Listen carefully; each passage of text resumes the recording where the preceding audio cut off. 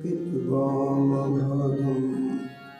पाणो महासाय कुचारुचापं नमामि रामं रघुवंशनाथं यत्र यत्र रघुनाथकीर्तनं तत्र तत्र कृतमस्तकाञ्जलिं वाष्पवारि परिपूर्णलोचनं मारुतिं नमत राक्षसान्तकं वाञ्छाकल्पतरुभ्यश्च कृपासिन्धुभ्येव च पतितानां पावनेभ्यो श्रीवैष्णवेभ्यो नमो नमः। भक्तभक्तिभगवन्त गुरु चतुर्नाम एक इनके पदवंदन की नासत विघ्न हरि जो आय विराजिए कथा सुनो इतिहास तुम श्रोता या मानोगे तुम पद रजमो तुम पीछे जो रहे श्रोता हैं रसिखान इनके सकल मनोरथ पूरे वो श्री भगवान।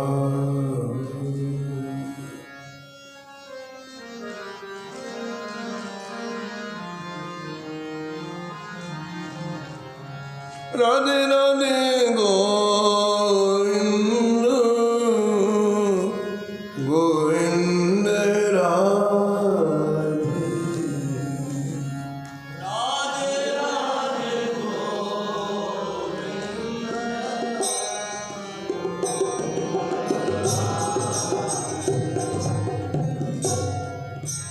राधे राधे गोविंद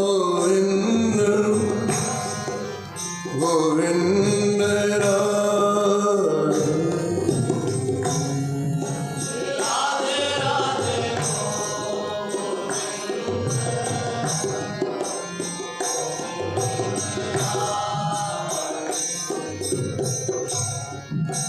गोविंद राधे बोलो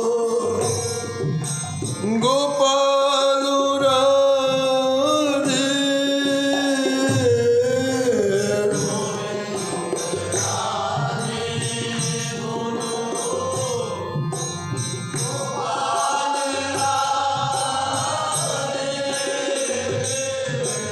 राधे राधे गोविंद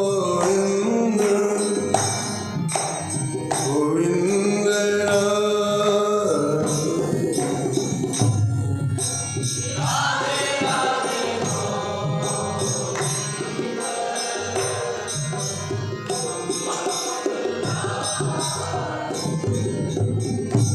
ये राधे राधे गोविंद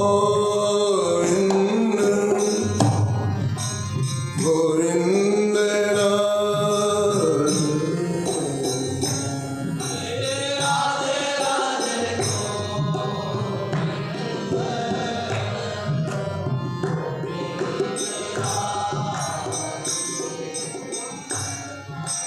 गोविंद राधे गोपाल राधे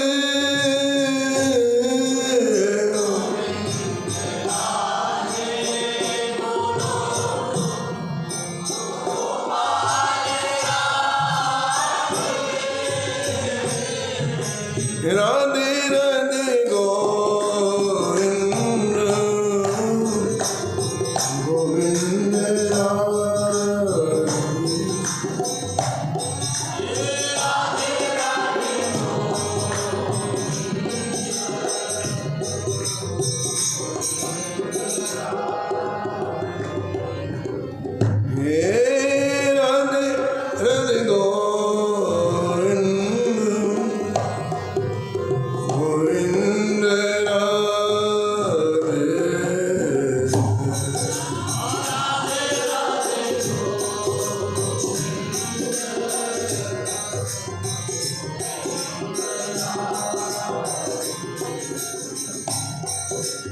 गोविंद राधे गोपाल राधे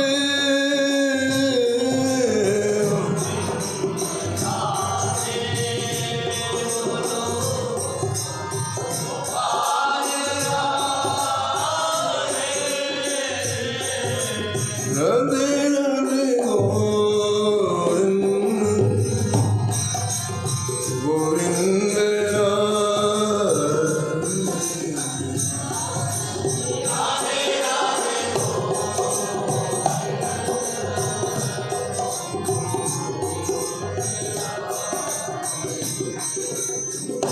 हे राधे राधे गोविंद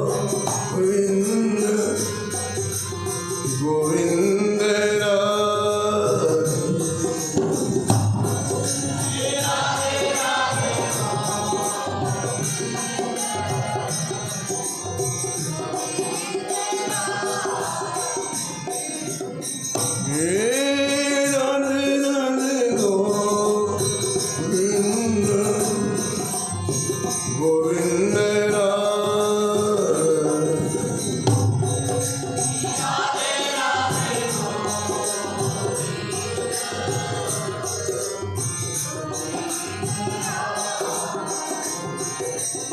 श्री जानकी वल्लभ लाल श्री मंगल मूर्ति हनुमान जी महाराज की सपरिकर श्री भक्तमान जी की सब संत भगवान की श्री स्वामी अग्रदास जी महाराज की श्री नाभाजी महाराज की श्री प्रियादास जी महाराज की श्री वृंदावन धाम की श्री बांके बिहारी लाल की श्री राधा वल्लभ लाल की श्री गिरिराज जी महाराज की श्री यमुने महारानी की श्री रामनाम महाराज की श्री महाराज जी की जय जय श्री राम।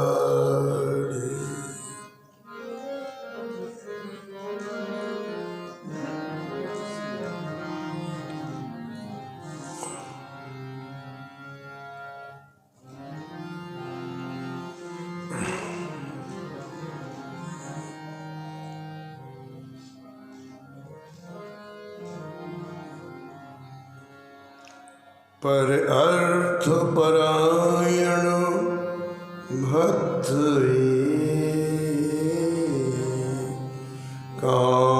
कामधेनु कलयुग के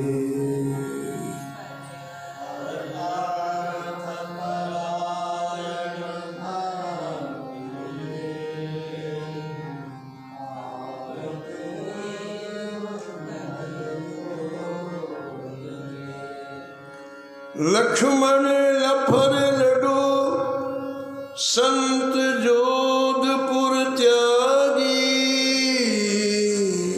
लक्ष्मण लफरा लडो संत जोधपुर त्यागी सूरज कुंभनदास विमानी खेम विरागी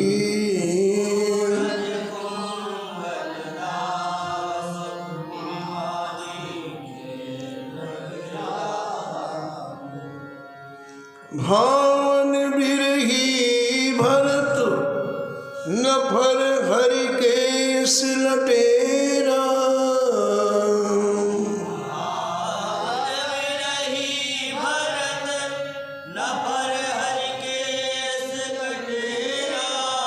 हरिदास अयोध्या चक्रपाणी सरजू तट डेरा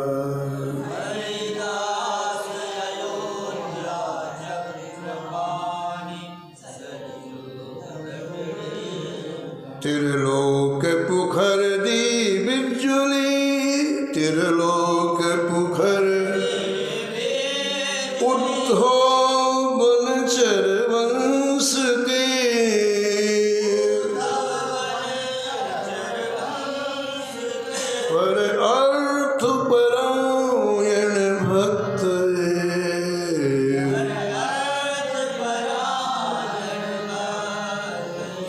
कामधेनु कलयुग के।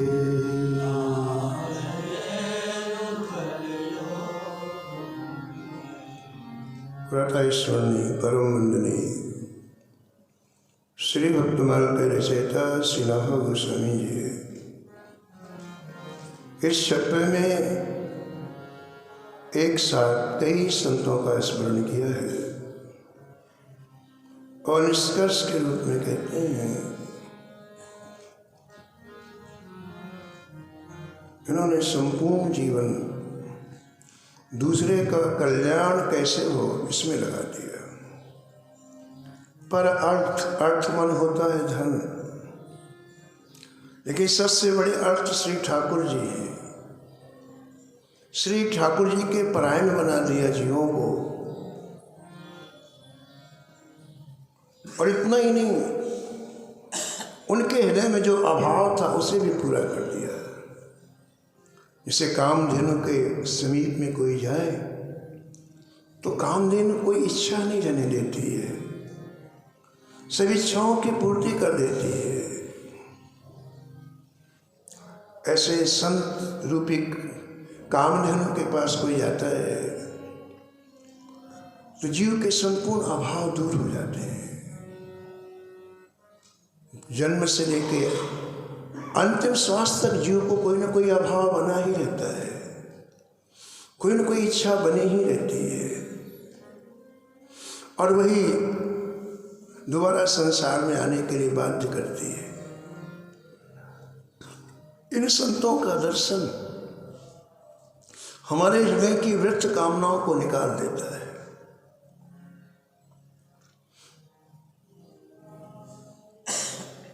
और अंतःकरण में श्री ठाकुर जी के लिए चाह उत्पन्न कर देता है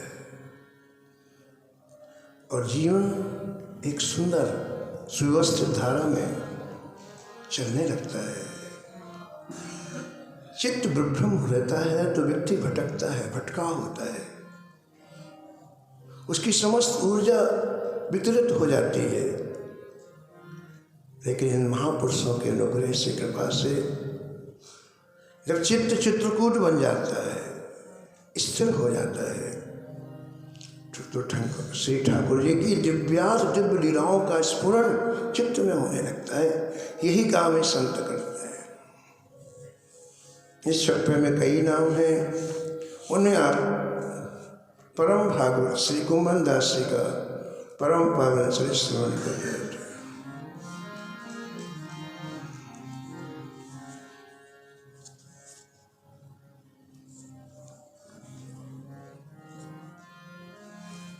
संत का एक एक प्रसंग अंतःकरण की वृत्तियों को ठाकुरमय बनाने वाला है। कल आपने श्रवण किया कि अकबर बादशाह का वैभव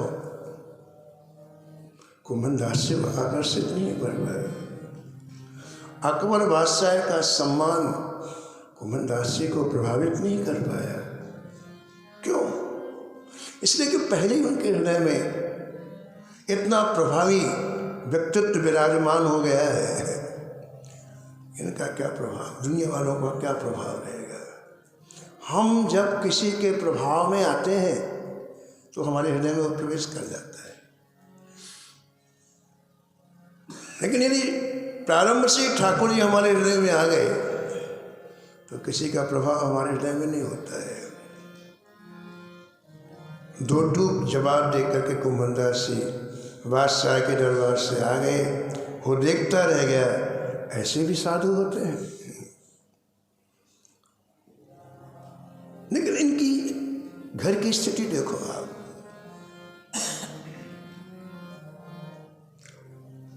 और आप चिंतन करो कि एक भक्त में कितनी सहनशीलता होती है, कितना धैर्य होता है।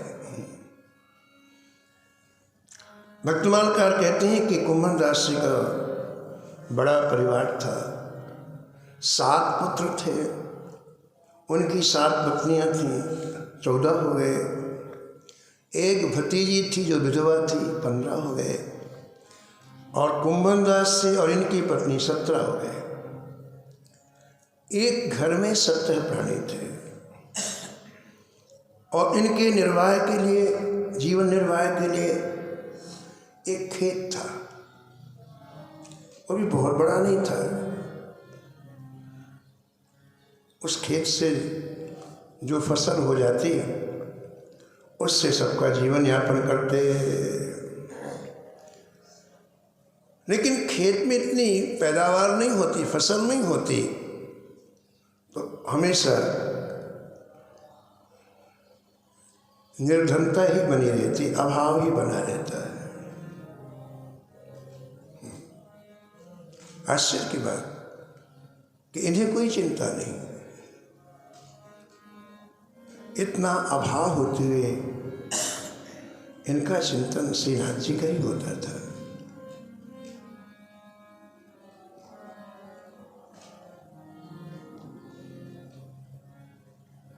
श्रीनाथ जी की सेवा करते ना, तो श्रीनाथ जी को बड़ी चिंता होती कि देखो इतने अभाव में भी हमसे कुछ मांगते नहीं।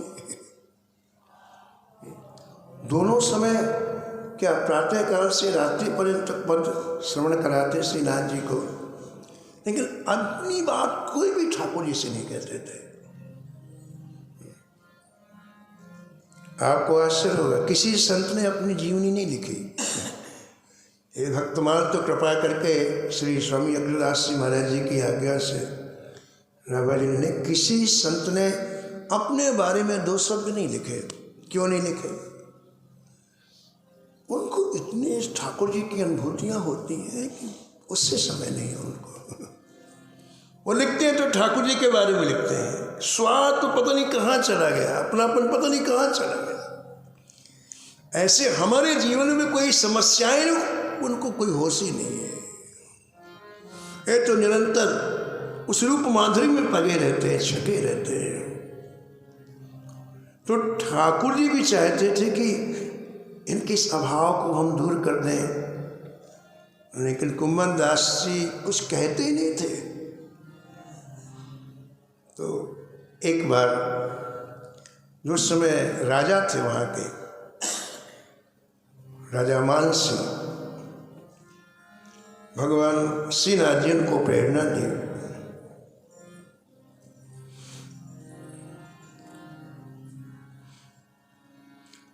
और भगवान जब प्रेरणा देते तभी व्यक्ति भगवान के पास आता है, ऐसे नहीं आता है। कोई व्यक्ति नहीं लाता है, श्री ठाकुर जी ही लाते हैं। लेकिन ठाकुर जी दिखते नहीं, इसलिए किसी को आगे कर देते हैं। ठाकुर जी कोई भी चीज़ दिखा के नहीं करते, इसलिए संसार के व्यक्ति को आगे कर देते हैं। लेकिन मूल बात यह है कि बिना उनकी इच्छा के सृष्टि का एक पत्ता भी नहीं हिलता है। राम कीन चाहै सोई होई,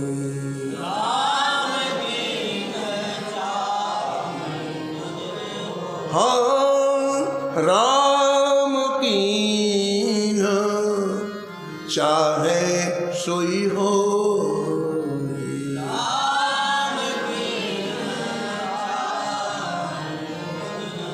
करे अन्यथा अस नहीं कोई,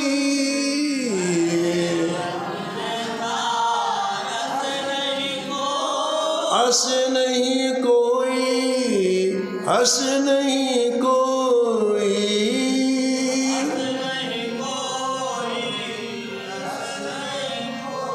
तो राजा मान सिंह श्रीनाथ जी का दर्शन करने के लिए श्री गिरिराज जी आए जगतीपुरा में,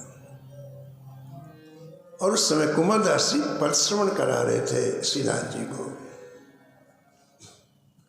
हमने कल कहा था इनका कंठ बहुत मीठा था, बहुत सुंदर गाते थे, लेकिन अपने कंठ का उपयोग ठाकुर जी के लिए किया, ये विशेष बात है।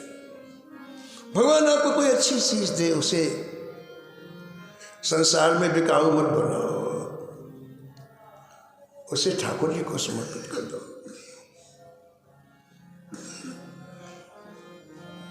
तो मान सिंह दर्शन करने आया और इनके मुख से जैसे पद की पंक्तियां सुनी तो मुग्ध हो गया। उसने पूछा ये कौन से महानुभाव है, लोगों ने कहा इनका नाम कुंभन दास है, कहाँ रहते हैं? उसके मन में आया कि इनसे मिलूं, इनसे कुछ बातचीत करूं। लोगों ने बता दिया जमनाव तो गाँव है यहाँ से समीप में, वहाँ रहते हैं और वहाँ से कुछ चैन नहीं है, इनसे मिलूंगा, इनकी मैं कुछ सेवा करूं। व्यक्ति कहने में ऐसा होता है, जिसके प्रति व्यक्ति का कुछ भाव होता है तो सेवा करने की इच्छा होती है। तो मान सिंह दूसरे दिन प्रातःकाल कुंभन दास जी के यहाँ गया। कुंभन दास जी के यहाँ की स्थिति देखिए आप, एक ही वस्त्र था जिसे वो पहनते थे, वो भी जीर्ण शीर्ण हो गया था। एक धोती, एक छोटी सी बगलबंदी, एक पगड़ी, वो भी कई जगह से जीर्ण शीर्ण हो गई थी। प्रातःकाल स्नान करके वैष्णव लोग तिलक लगाते हैं, तो तिलक लगाने के लिए दर्पण भी नहीं था। तो आप बैठने के लिए आसन भी नहीं था। तो चारा घास होती ना, उसको बिछा लेते, वो आसन बन गया।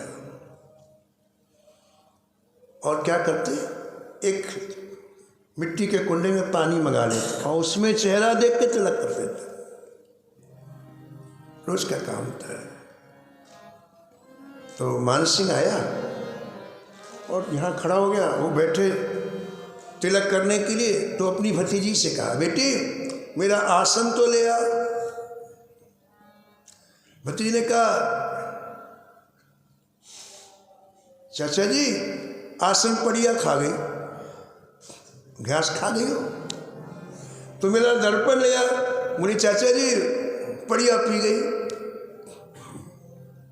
मानसिक ने सुना कि इतना अभाव इनके जीवन में है, मन में बड़ा व्याकुलता है कि मैं इतनी संपत्ति दे दूं कि इनको कुछ ना करना पड़े। तो तुरंत प्रणाम किया मान सिंह ने।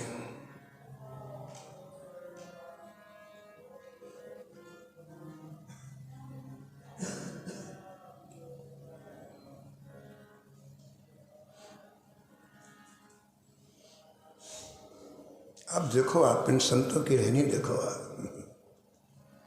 कुंभन दास जी तिलक लगाने के लिए बैठे और श्रीनाथ जी मधुर चार से चलते हुए आए और कुंभन दास जी की गोदी में बैठे।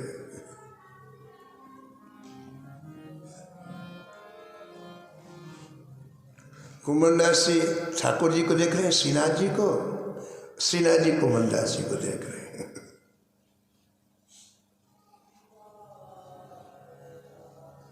राजा मान सिंह ने जैसे प्रणाम किया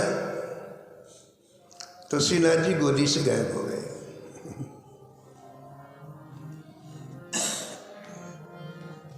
तो उनका ठाकुर जी कैसे चले गए? उनको पहले उन्होंने मान सिंह को नहीं देखा था।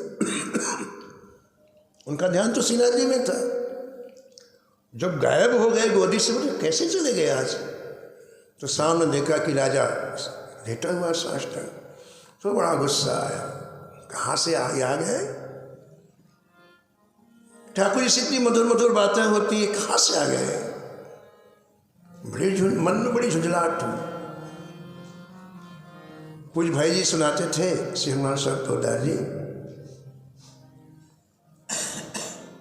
यशोदा जी संतों की बड़ी सेवा करती और ब्राह्मणों की बड़ी सेवा करती। कोई यशो संत आ जाए, ब्राह्मण आ जाए तो स्वयं सेवा, रसोई बनाना, उनको ठहराने की व्यवस्था करना।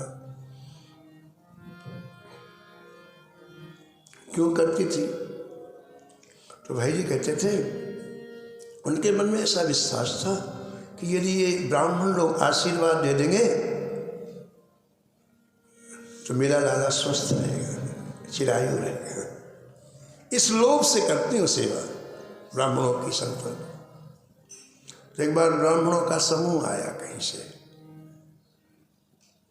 तो बड़ी प्रियतापूर्वक उनको आसन लगवाया, उनके लिए स्वयं जमुना जल लेकर के आई, सब व्यवस्थाएं की।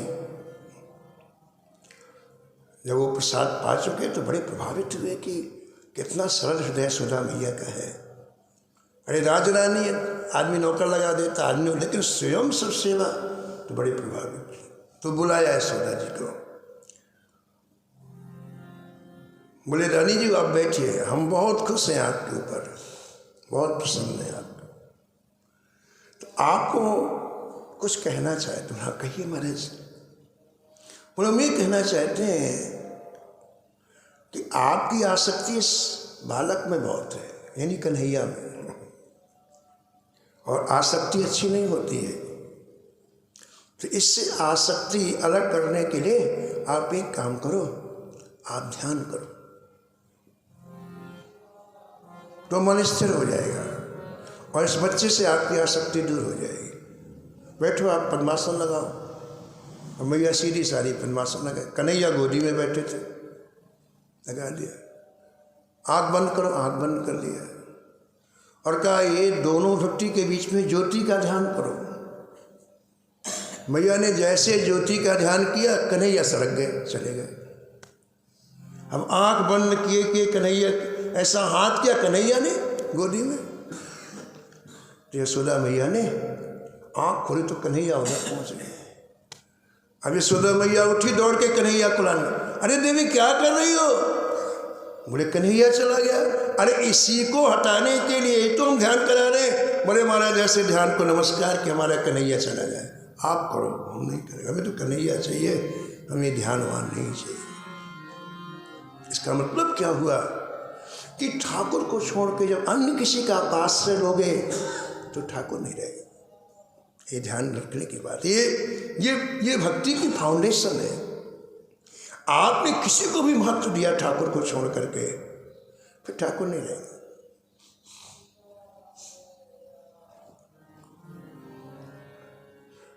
तो मान सिंह को देख के बड़े झुंझलाए घुमनदास ने और क्या कहिए आप कैसे आए, क्या कहना चाहते हैं?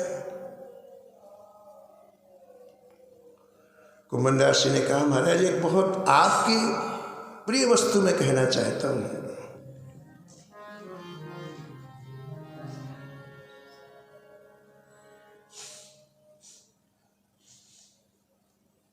और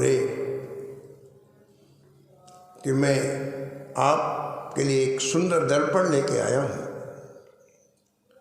इस दर्पण को आप अपने पास रखें। दर्पण की देखा कि दर्पण की आवश्यकता है, सुंदर आसन लेके आया हूं, इसे आप रखें। महाराज आपके समीप में कई वस्तुओं का अभाव है और मेरी इच्छा है कि मैं आपके नाम से सैकड़ों एकड़ जमीन का पट्टा कर देता हूँ। राजा हूँ मैं, और हमेशा के लिए अभाव आपका दूर हो जाएगा। आपके लिए जो नियमित वस्तुएं लगती हैं घर में परिवार में, मैं किसी व्यापारी को आज्ञा दे देता हूँ, वो रोज आपके यहाँ पहुँचा देगा। और आज के बाद आपके पास किसी तरह का कोई अभाव नहीं होगा।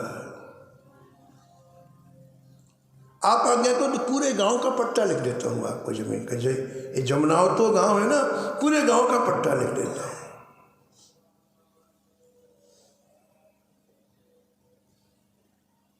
देखो जिसको चाह होती ना, ये धन ऐश्वर्य उसको अच्छा लगता है। ये भजन क्या करता है, अंदर से चाह खत्म कर देता है। यहाँ नकली चीज कुछ नहीं है, सारी चीज असली है। भजन असली है तो असली काम करेगा ना बाबा। जितनी चाहे सब नकली है और सब एक दिन काल के गाल में समा जाएंगी। विचार करो आप, किसी का भी काल सुनिश्चित नहीं है कि वो शाम को जिंदा रहेगा कि नहीं। अच्छी बात है कि जिंदा रहें आप, लेकिन निश्चय नहीं है। ये बाहर गई हुई श्वास अंदर आएगी, कुछ पता नहीं। ऐसा ये क्षणिक जीवन और उसमें संसार की वस्तुओं के पदार्थों की चाह करना, ये भ्रम है। इससे भजन निकाल देता है। क्षण भंगुर जीवन की कलिका क्षण भंगुर कल प्रात में जाने खिली न खिली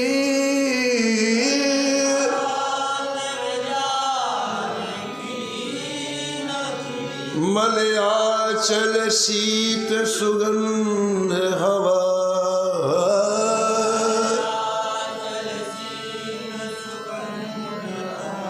कल प्रात में जाने मिली न मिली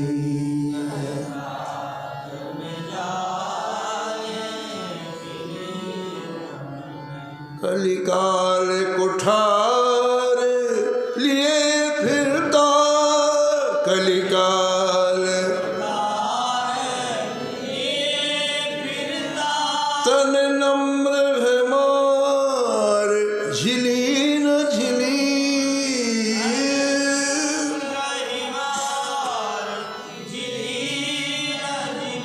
भजले हरि नाम हरि रसना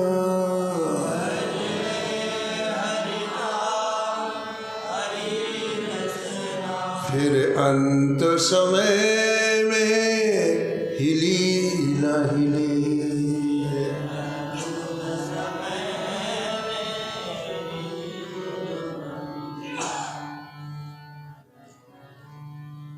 इन भक्तों का हृदय देखो।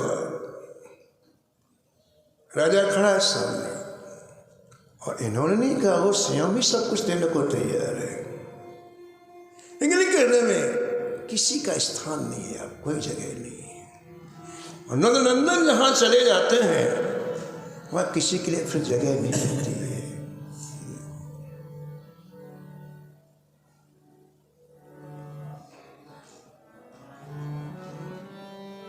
जिए की बात जिए ही में रही,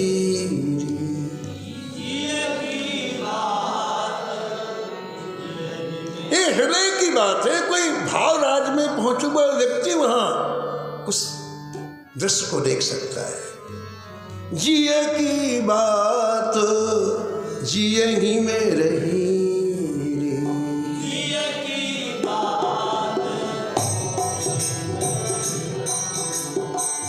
कुंभन दास लाल गिरधर बिनु कुंभन दास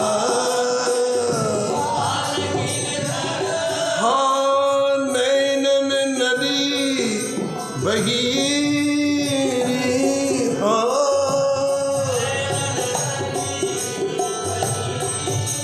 एक फर्क है, हम संसार के लिए रोते हैं और ये ठाकुर के लिए रोते हैं। कुंभन दास लाल गिरधर बिनु कुंभन हाँ नैनन नदी बही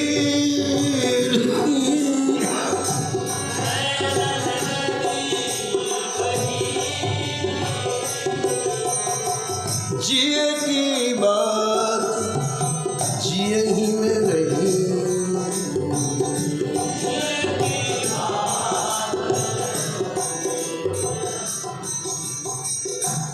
बड़े अनुनय विनय किया राजा मान सिंह ने। कुंभन दास ने एक ही जवाब दिया, मुझे कुछ नहीं चाहिए, मैं संतुष्ट हूं। और ध्यान देना, अगर एक शब्द आपके अंदर ये बैठ जाए कि भगवान ने हमें जो कुछ दिया है हम उसके भी लायक नहीं हैं, हम लायक नहीं उसके, ये अनुग्रह ठाकुर जी का कृपा है जो हमें भगवान ने इतना दिया। हम इसके हम पात्र नहीं है इसके, हम एलिजिबल नहीं है इसके, तो जीवन खिल जाए महाराज। सारा जीवन अभाव में व्यक्ति का जाता है। जो करोड़पति या अरबपति बनना चाहता है, जो अरबपति और बस किसी को संतुष्टि ही नहीं है, और इसलिए भजन नहीं होता है। भजन होने के लिए पहले संतुष्टि चाहिए, और संतुष्टि का पहला सूत्र है आठों जथा लाभ संतोषा।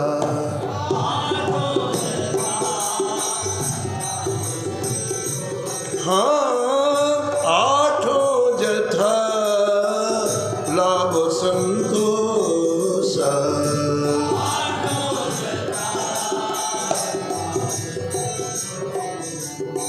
सपनों नहीं देखिए परदोसा, नहीं सपनों नहीं देखिए परदोसा।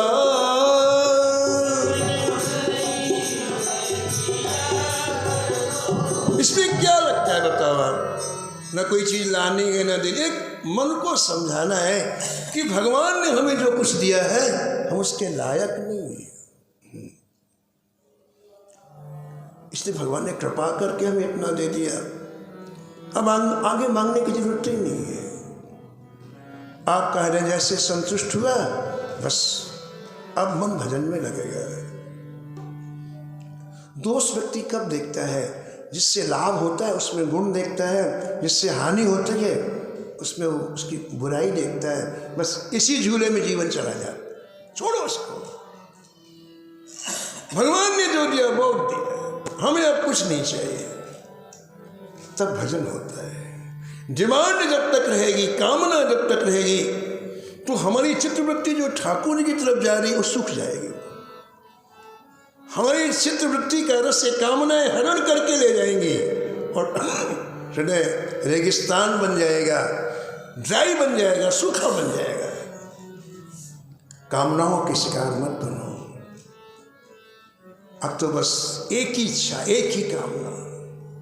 मन ते सकल वासना भागी,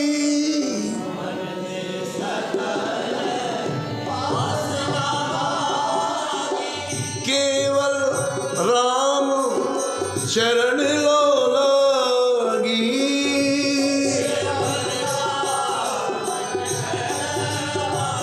ये भक्तों के चरित्रों का देखो आप, गहराई में जाओ आप, एक एक प्रसंग कितना मार्मिक है। हमारे पास क्या अभाव है, ऐसे परम अभाव में जी रहे हैं, लेकिन किसी से कुछ याचना नहीं, कोई चीज नहीं चाहिए। हमारे ठाकुर है, जो हमारे ठाकुर दे सकते दूसरा दे सकता है क्या?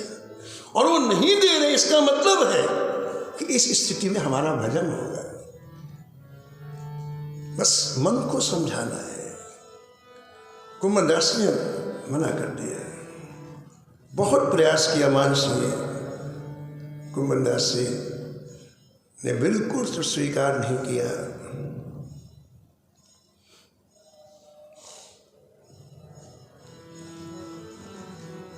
कुंभदास ने कहा, राजा ये जो वृक्ष है ना हमारे यहाँ, करील के टेटी के, यही हमारे सेठ हैं। यहाँ के वृक्ष हमारे सेठ हैं, यही जो दे देते हैं उससे हमारा काम चल जाता है। तो कुंभदास जी की इस अंतःकरण की त्यागवृत्ति से राजा बड़ा आज तक कोई उसे ऐसा नहीं मिला है।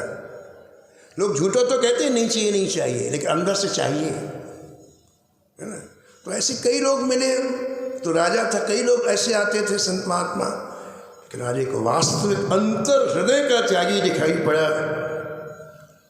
तुम्हारे मन ही मन राजा बड़ा प्रभावित हुआ। शयन करणों का वर्णन करके विचार करने लगा कि मैंने जीवन में पहली बार एक ऐसा संत देखा जिसके हृदय में कोई चाह नहीं। प्रणाम करके चला गया। अब श्रीनाथ जी मटकते हुए आए और कुंभदास जी की गोदी में बैठ गए।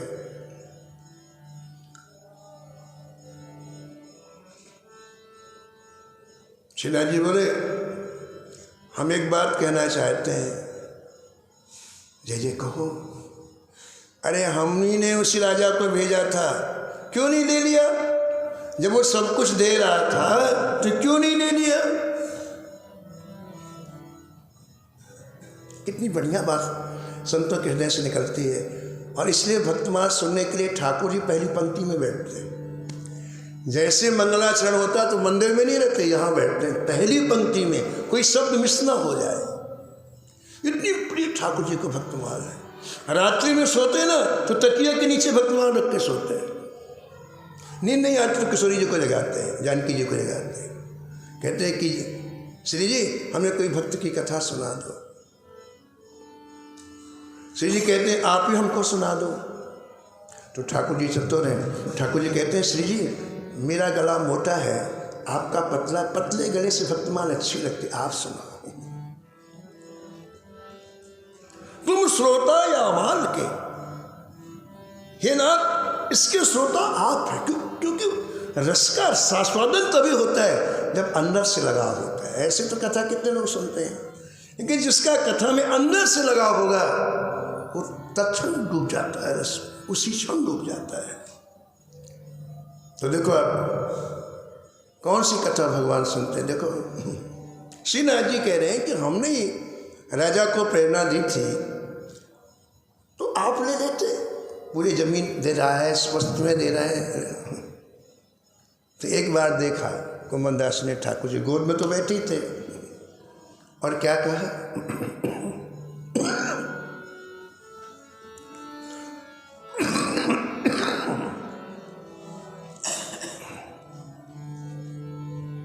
कहा जय जय आपको प्राप्त कर लेने के बाद भी क्या संसार की कोई वस्तु प्राप्त करना बाकी रह जाता है।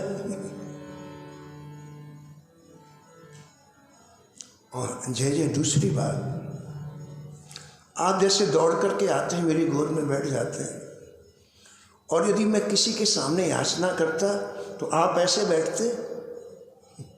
श्रीनाथ जी बोले इसीलिए तो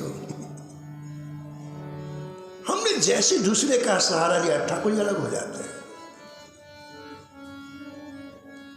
जैसे कुंभन दास जी ने कहा वैसे श्रीनाथ जी ने ऐसे दोनों छोटे छोटे हाथों से उनके हृदय को अपने हृदय में लगा दिया।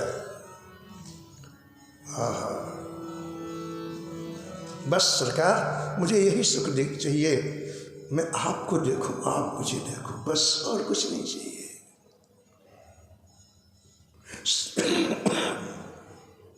नैनन रहूं छिपाए श्याम तो ही, श्याम तो ही नैनन रहूं छिपाए।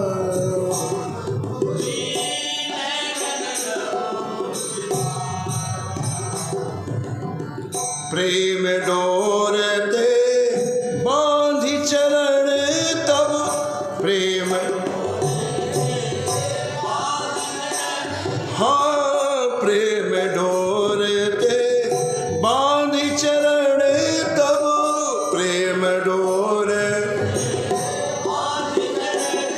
हाँ राखूं उर बिचला।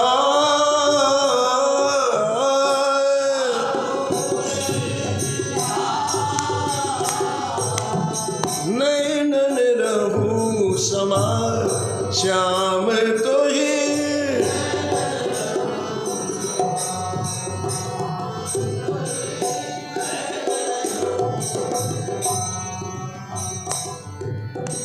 देखन देउन काहू को मैं, देखन देउन, देखन देउन काहू को मैं, देखन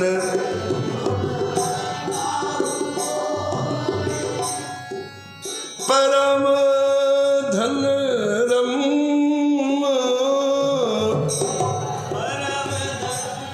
कब हूँ परम धन रम, कब हूँ परम, किंतु बनो वह रहे निरंतर,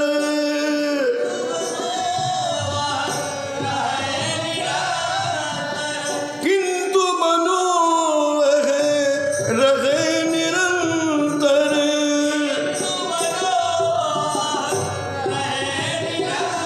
मेरे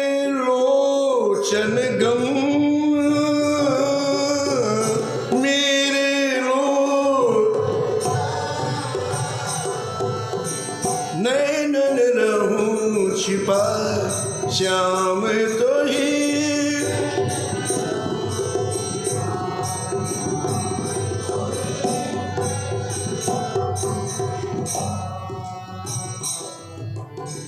रहियो सदा बसे प्राणन में रहियो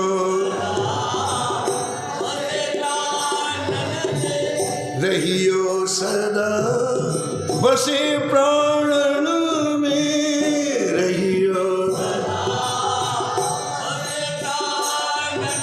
सदा कीजियो सारो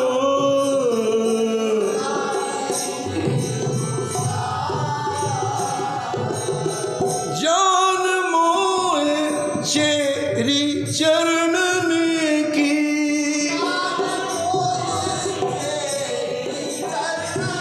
हाँ जान मोहे चेरी चरणन की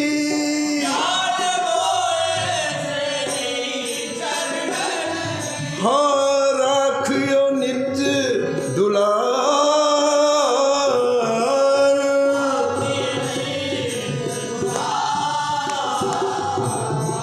नैनन रहूं समाय श्याम तो ही नैनन रहूं समाय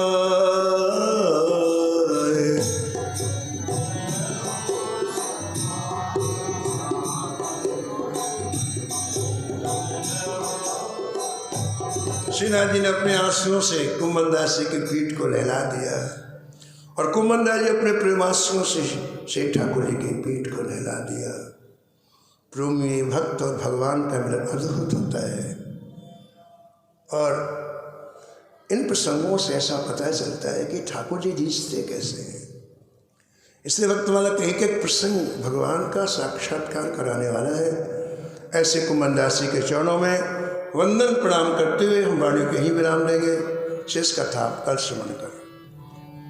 हरि भजले हरि भजले हरि भजने का मौका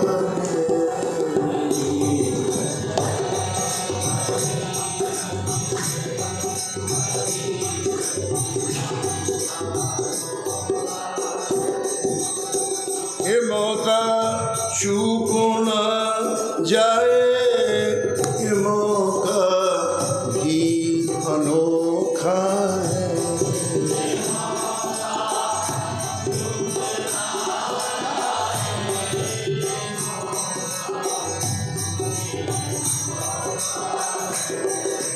हरि भजने हरि भजने हरि भजने का मौका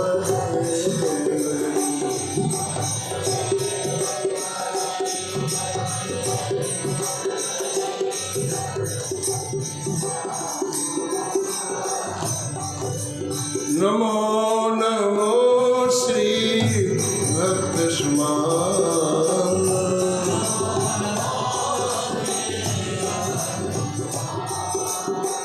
जाते सुनत महात्म सत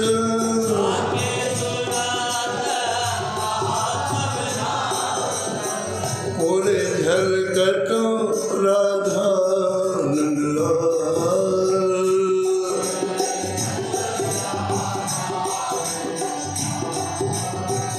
गद गद स्वर पुलकित अंग अंगने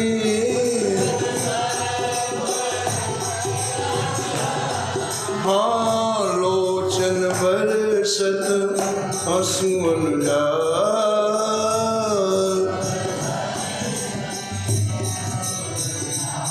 हाँ उतर जात अभिमान व्याल विष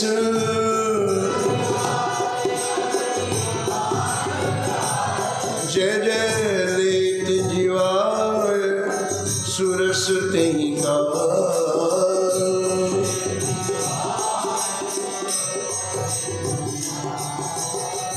होत प्रीत हरि भक्त जनन सो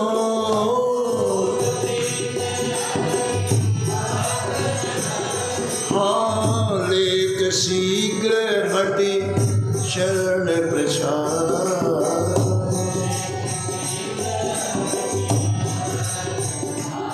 जय जय तदत कुसंग ले तो सत्संगति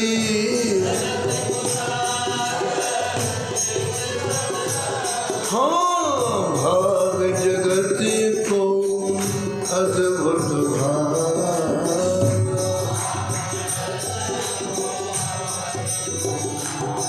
श्री अग्रनारायण दास प्रिया प्रिया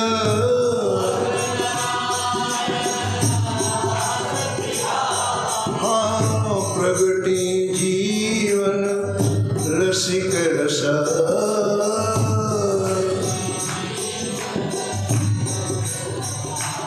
जय जय नमो नमो श्री भक्त समान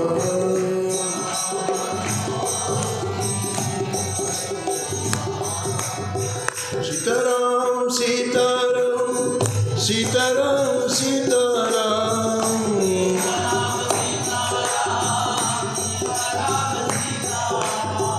सीताराम सीताराम सीताराम सीताराम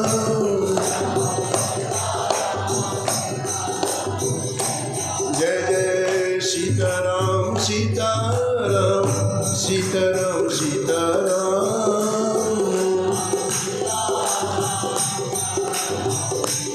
हाँ हाँ सीताराम सीताराम सीताराम सीताराम